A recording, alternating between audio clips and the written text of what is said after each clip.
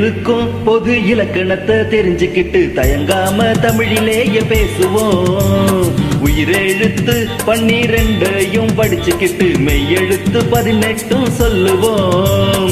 உயிர் மெய்யெழுத்து 216 ஆய்த எழுத்த சேர்த்திடு அத்தோடு மொத்த எழுத்து 247 மனதில் வைத்து மறக்காம நீயும் கூறு. தமிழில் இருக்கும் பொது இலக்கணத்தை தெரிஞ்சுக்கிட்டு தயங்காம தமிழிலேயே பேசுவோம்.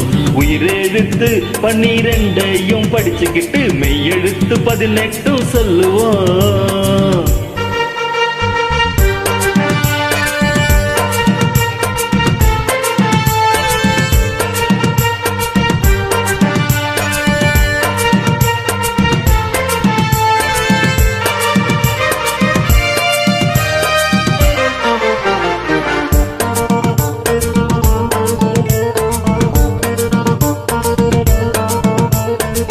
உயிர் எழுத்துல 2 வகை இருக்கு.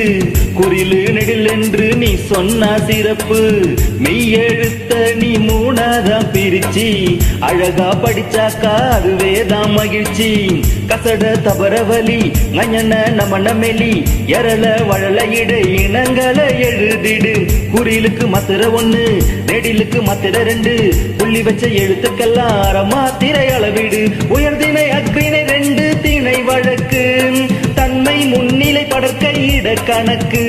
ஐம்பாலோடு மூவிடத்தை சேர்த்து நீ படித்து விடு. தமிழில் இருக்கும் தமிழில் இருக்கும் பொது இலக்கணத்தை தெரிஞ்சுக்கிட்டு தயங்காம தமிழிலேயே பேசுவோம். உயிர்மெய் எழுத்து 216 ஆய்த எழுத்த சேர்த்திடு அத்தோடு மொத்த எழுத்து 247 மனதில் வைத்து மறக்காம நீயும் கூறு. தமிழில் இருக்கும் பொது இலக்கணத்தை தெரிஞ்சுக்கிட்டு தயங்காம தமிழிலேயே பேசுவோம்.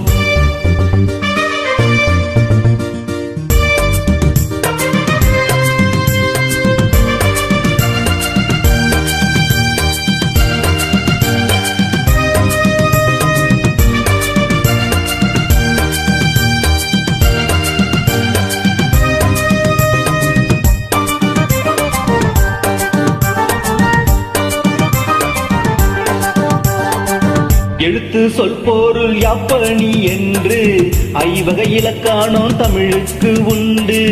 உயிர்மை சேர்ந்த 30 எழுத்தும் முதல் எழுத்துன்னு சொல்லுவது பொருத்தம்.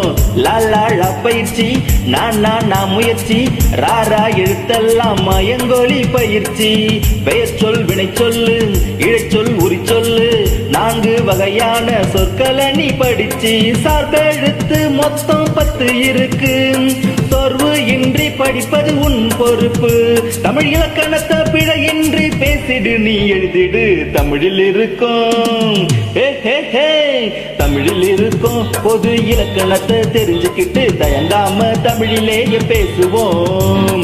உயிரெழுத்து 12 படிச்சுக்கிட்டு மெய்யெழுத்து 18 சொல்லுவோம்.